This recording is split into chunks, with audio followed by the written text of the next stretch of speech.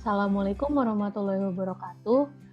Pasar CPNS PPSDM tahun 2021 Gelombang 5 Kelompok 3 mempersembahkan kampanye anti korupsi. Bersama saya Melia Prameswari SIP, Risa SPD, dan Gita Maharani Febri ST. Korupsi. Apa itu korupsi? Korupsi adalah perbuatan yang merugikan kepentingan publik atau masyarakat luas untuk kepentingan pribadi atau kelompok tertentu. Dasar hukumnya yaitu yang pertama adalah Undang-Undang Nomor 20 Tahun 2001 tentang perubahan atas Undang-Undang Nomor 31 Tahun 1999 tentang pemberantasan tindak pidana korupsi. Ada 7 kelompok tindak pidana korupsi. Yang pertama yaitu perbuatan yang merugikan negara, yang kedua yaitu suap menyuap, yang ketiga yaitu gratifikasi, yang keempat yaitu penggelapan dalam jabatan, yang kelima yaitu pemerasan, yang keenam yaitu perbuatan curang, dan yang terakhir adalah benturan kepentingan dalam pengadaan.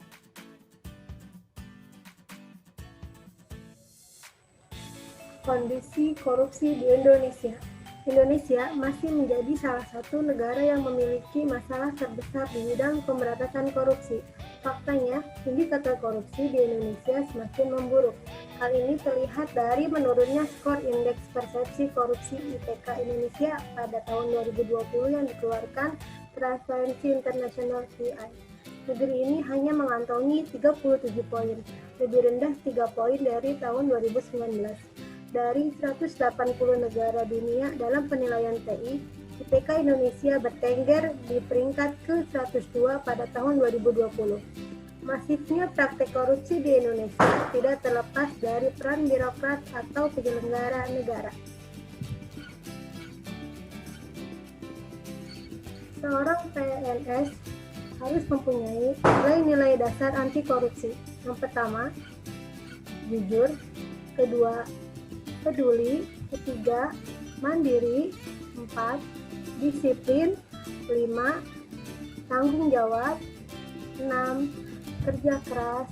7, sederhana. 8, berani. Dan yang terakhir yaitu adil.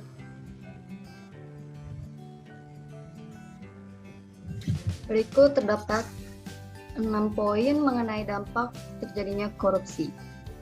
Yang pertama yaitu terhadap ekonomi, yang kedua terhadap sosial dan kemiskinan, yang ketiga terhadap birokrasi pemerintahan, yang keempat terhadap politik dan demokrasi, yang kelima terhadap penegakan hukum, dan yang keenam yaitu terhadap pertahanan dan keamanan.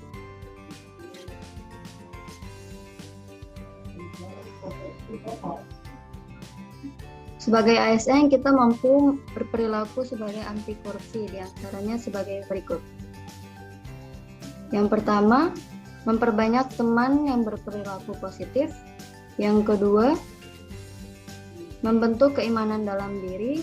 Yang ketiga, membangun atau menjalankan sistem integritas baik dalam kepemimpinan, struktur organisasi maupun sistem pengendalian. Yang keempat, menanamkan dan mengimplementasikan nilai-nilai dasar anti korupsi. Dan yang terakhir yaitu memiliki visi misi yang baik sebagai pelayan publik. Anti korupsi bukan hanya narasi, tapi butuh aksi. Kita ASN, kita anti korupsi.